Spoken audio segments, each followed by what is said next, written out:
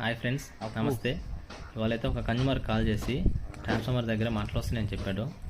ఏందని వెళ్ళి చూస్తే ట్రాన్స్ఫార్మర్ ఏబీ సరిగ్గా పడక పైన అయితే మంటలు వస్తున్నాయి. చూడండి పైన.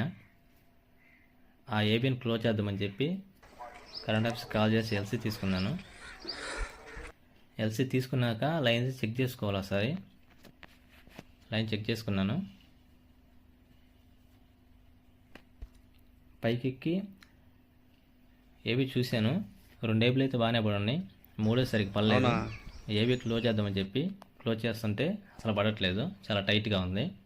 చాలా ట్రై చేశాను, అయినా కూడా పడలేదు.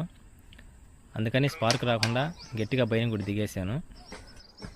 ఇవన్నీ మీరు చేయొద్దండి, ఇవి ఓన్లీ కరెంట్ డిపార్ట్మెంట్ వాళ్ళు మాత్రమే చేస్తారు. వీడియో నచ్చితే లైక్ చేసి సబ్స్క్రైబ్ చేసుకోండి. Thank you.